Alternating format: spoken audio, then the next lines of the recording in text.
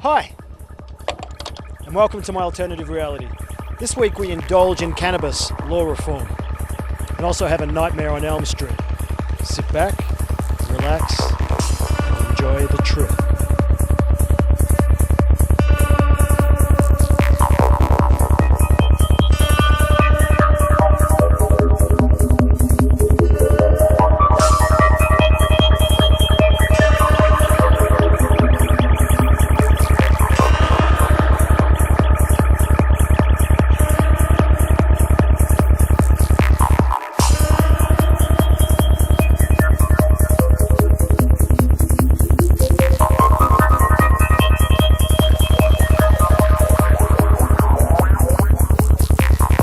Welcome to prime time, bitch! Freddie's been haunting our nightmares for some time now. Our fearless reporter Liam caught up with Robert England, the man behind the bastard son of 1,000 maniacs, along with a few other stars at the Shock Horror Convention.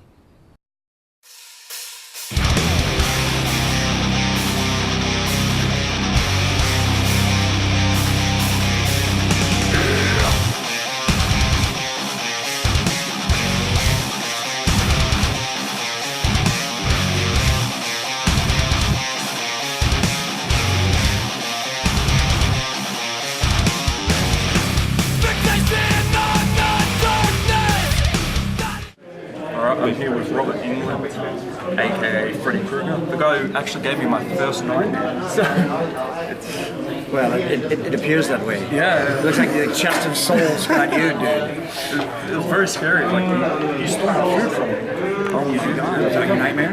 It actually was. Like, I went into the kitchen, you were there cooking burnt toast and had mum's head chopped off. Oh, burnt toast is, that's so amazing because there's an olfactory, a smell thing. So somebody really might have burnt some toast while you were asleep, and you smelled it and it entered your nightmare, because I know it's a real strong comfort food memory, toast. I saw Sam Shepard play once with Ed Harris, and there was a bunch of toast on it, and Sam Shepard wanted the audience to smell the toast because it makes you remember your childhood and the comfort food smell of toast. Just wondering, have you ever had a nightmare of yourself? Of myself? As in Freddy Krueger? No, the only time, and this is not a fresh story, but I'll tell it. Okay, that's fine. When I did the first one, I was asleep in the makeup in my honey wagon, my little tiny dressing room. I didn't have a star wagon. And I had rolled up a towel very tightly, like a Japanese pillow, because I had the makeup on and I didn't want to smear the makeup. And I was taking a nap, and we were shooting mostly nights, as opposed to the normal worry in Hollywood about losing the light. We were worried about losing the night. We're trying to get all this stuff done.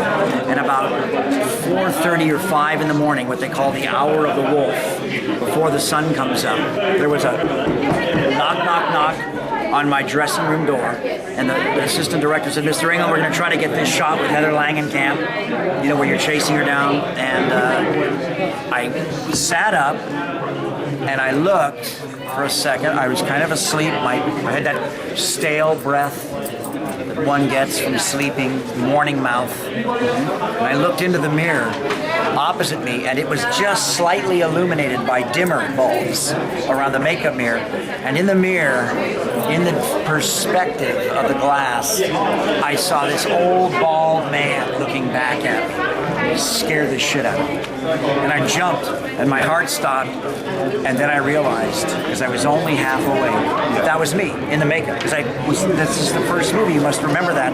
And I forgot that I was in the Freddy makeup. So occasionally, for about 6 or 7 years after that, I had a nightmare about that moment. That's gone away now. And I tell the story, and it's in my book, which is why it's not fresh, but yeah, that's a true story, and that's my Freddy nightmare of Freddy.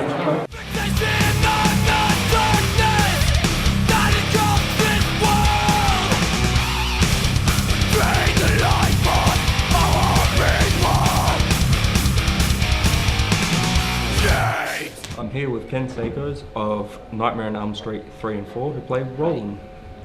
Kincaid. Kincaid. Oh, Roland Kincaid. Yeah. Nobody know me as Roland. I do. But Roland Kincaid, if anyone doesn't know. Okay, because I didn't know it. No, it's bad when the star doesn't know. Hey, I knew what to check. So you're one of the few survivors of the Nightmare on Elm Street, surviving number 3.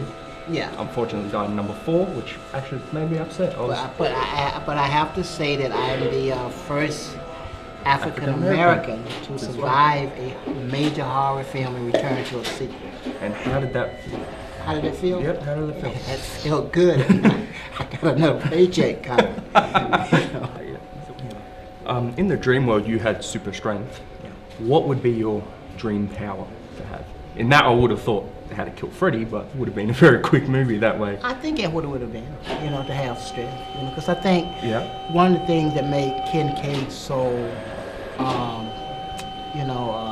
they migrated to him so much was because he didn't have no crazy dreams, like everybody. Some had magic, some had other things, but his was strength, something that could be real, that could actually realistically, happen. Yeah, realistically. So that's what you would want, like pure strength. What was your favorite scene to film in it? In 3, I think my favorite scene in 3 was the scene where we was like fighting Freddy in Freddy's Hell. In Nightmare 4, it was the junkyard scene. That was it took us a week to film that scene, and it was just me and Robert. And it was kind of emotional as well, because I knew that was my last time on the set.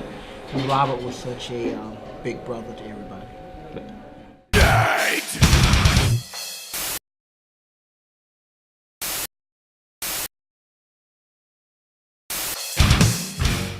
I'm here with Gorfing. So you've made all this yourself, hands? Yes, everything's sculpted in clay and then cast in liquid latex. What's your inspiration? Just lover of horror? Love me horror movies. Always loved me horror movies. Thought I'd give it a try.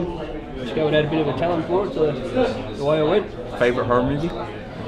Definitely me Friday the 13th. All the series. How long did it take you to make each different thing? Like point, how long? Once you finish, the sculpting's a hard part, but then once you cast it, you can cast the latex and paint it probably a day and a half. Day and a half?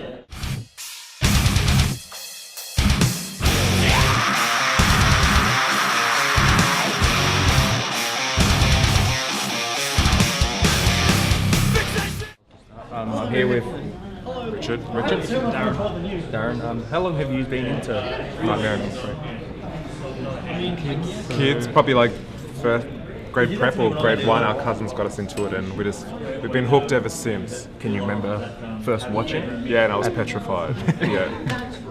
Yes. And yet you came back to it. Yes. And our mother warned us, saying, "Be careful, because when you see this man, he's gonna have a very ugly face." And so we were prepped up for that. But yeah, Didn't know how deep it was going to go. Exactly.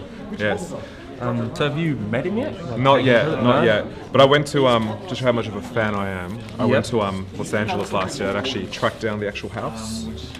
And I got my photo taken in front of the Freddy house. 1420. So I want Robert to sign that for me. Yeah, in front of his or Nancy's house. So All right, I'm here with Jessica. how long have you been into Nightmare on Elm Street? Into Nightmare on Elm Street probably since I was about Probably about 5 years old. My uncle was like a big horror fan and got me into it at a really young age. So, yeah. He would actually, for me and my cousin, record them and get rid of the really gory stuff so we were allowed to watch it at such a young I just looked at the uncle like, you're 5 years old, what can I do? Here's Nightmare. Freddy Krueger, yeah. Did he put it on right before he went to bed too? Of, have sweet dreams. No, but I did actually dream about Freddy afterwards. So, yeah. Well, can you remember what that dream was? He beat me with a chair. He beat you with a chair till you were dead. Yeah. All right, I'm here with Sam. Sam, how long have you been a fan of the Nightmare on Elm Street? Well, it was actually, the original was the first horror movie I ever saw. I probably would have been about 9 or 10, so that's 13 years. And like just the scene when he's like, he's chasing Heather Lane and Nancy up the stairs. Yeah, and it's sinking in. Scared the shit out of me. Yeah, I had nightmares for ages. Alright, I'm here with Jeff Jeff. What store do you own? What's your from store? Go Figure Collectibles in North Coburg in Melbourne. North Korea. So, what's your favourite one? Here, by far, this glove. This is my personal glove. This is actually a movie replica from the 1984 Elm Street movie. Now, this glove is pretty much the same as like all the other gloves that we're selling here. However, the only difference is Robert England himself actually wore this glove to take all the photos with all the guests and with all the people getting photos with him. So this glove was actually worn by Freddy himself.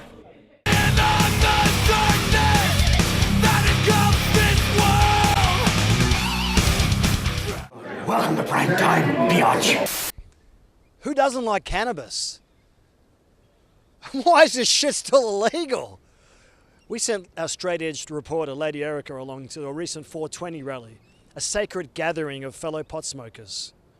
Irie, man!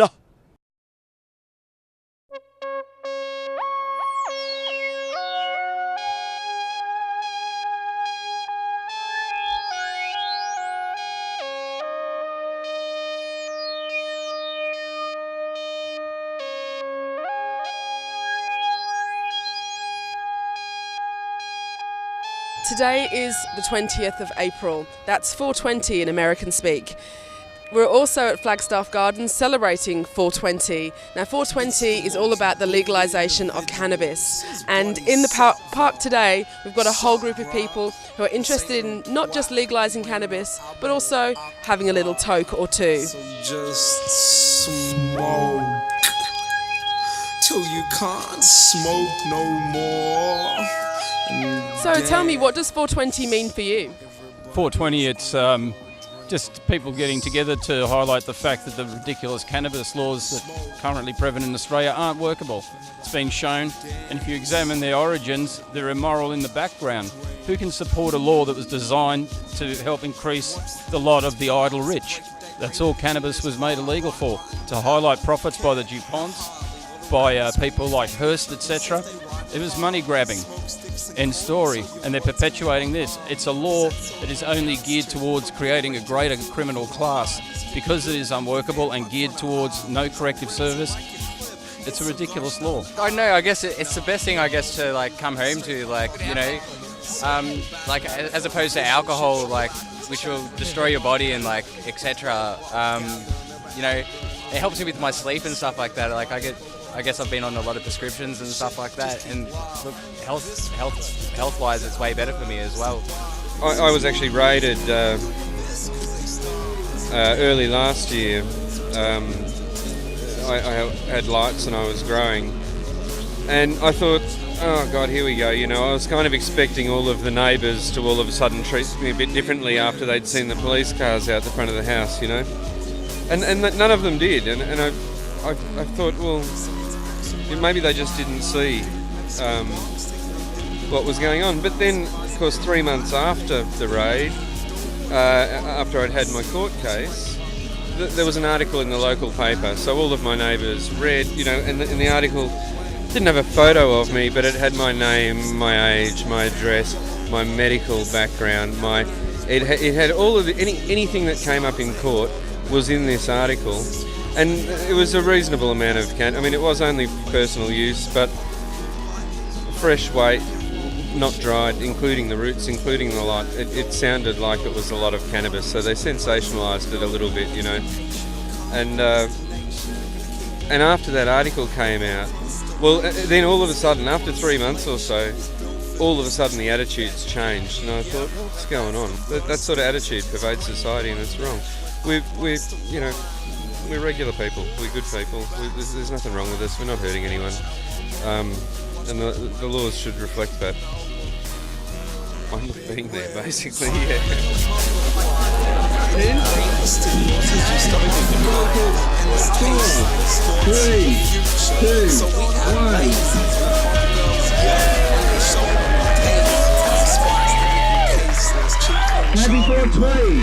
It's 420, and on stage we've got a ginormous split along with a couple of bongs, which I believe in Victoria have actually been banned, so they're not really called technically bongs anymore. But it's really interesting that we're here today, given that the government and police are now saying that the war on drugs has actually failed. And I think today, looking at the people around us, you can certainly see that there's definitely a group of people that want to legalise cannabis.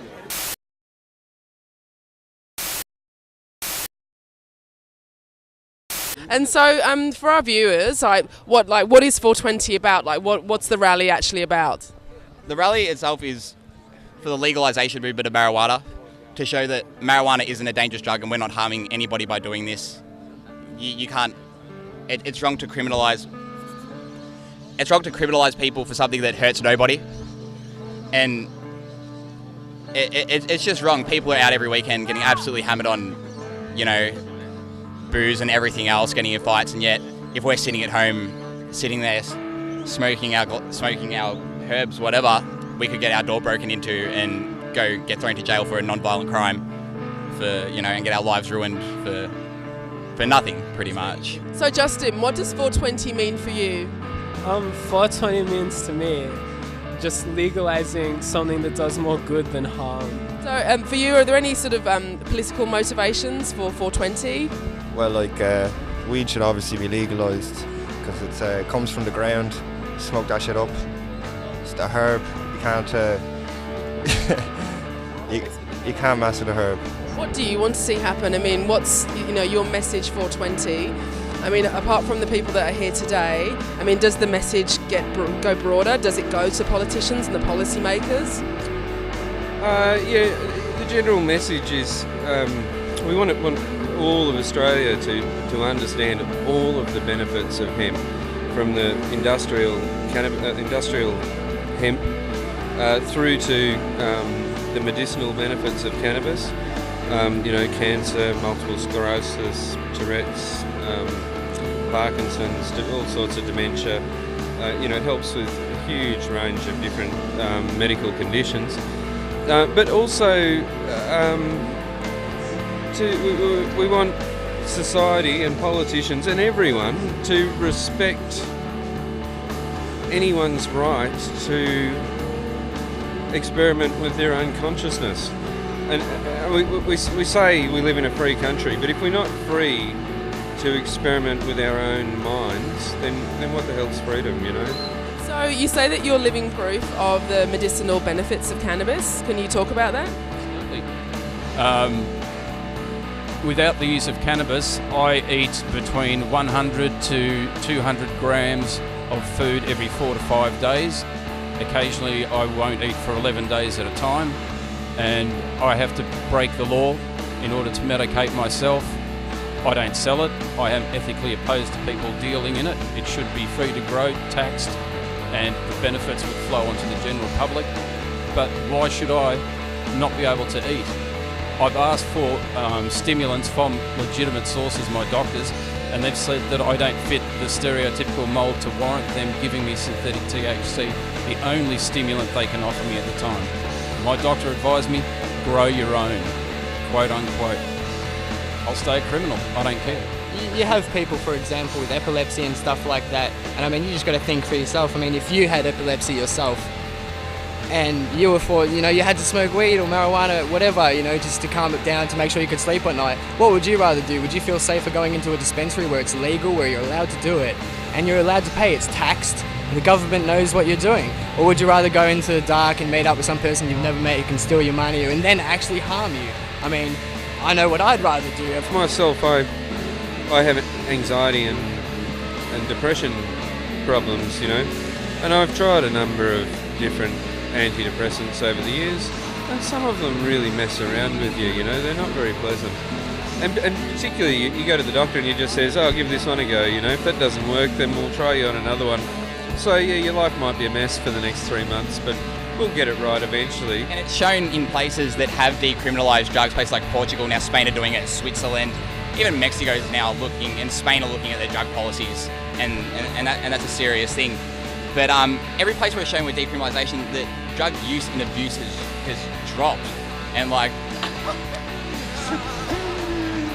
yeah, drug usage and abuse and everything else has just dropped because it's been looked at as an illness, not looked at as, and that's how it should be. It should be looked at, shouldn't be looked at as a law and order issue, more as a health issue.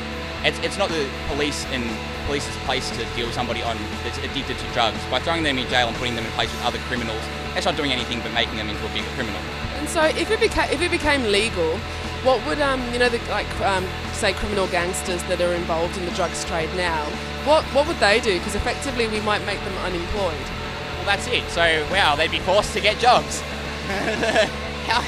Nah, nobody wants that. That's the problem. When you look at these things, and even in America, they talk to. There was even a thing like lately. One of them, a major drug pin lord, whatever you call him, in kingpin. There you go. In Mexico, he got interviewed, and he's a multi-billionaire off the drugs trade. And he goes, I want to thank Nixon. I want to thank Bush. I want to thank Obama. I want to thank all of you for keeping this drug war because you've all made me rich. He goes, thank you, amigos, gracias. Like, and it's like if these drug dealers are saying thank you for keeping it illegal, there's something wrong. Today particularly, April 20, Cannabis Day, there are rallies going on like this all around the world. And today particularly is about saying, hey, it's okay to be a stoner. Okay, so we're with Julia, and Julia's going to tell us what 420 means for her. Well, I think it's good to be able to smoke outside of someone's garage or something, and like be with other people who smoke, and like, you know, it's just relaxing and everyone's just happy, and yeah. Because yeah, we're good people. There's nothing wrong with us. We're usually smiling, you know. Why would you want to make a law against that? Seriously. So I've had a really interesting and informative day here at 420. We've learnt a lot about the legislation, about the medical benefits of cannabis, and about how people really just have a good time. And I suppose what's really quite shocking is that in actual fact, it's criminal to be able to have fun on a piece of green. This is Lady Erica reporting for Maha's Alternative Reality. Keep Australia green. All right?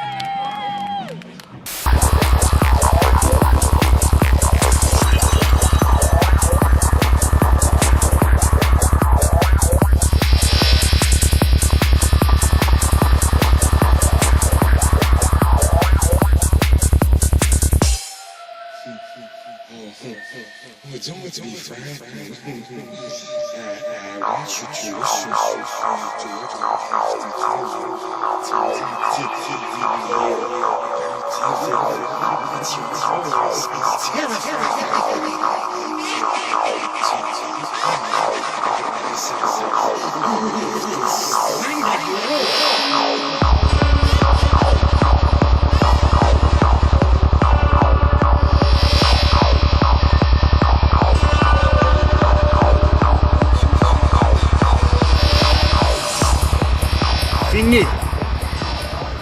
That's all we have time for today. We found it cathartic. If you want to see or learn more, check out our Facebook page or YouTube channel. And remember, let your freak flag fly.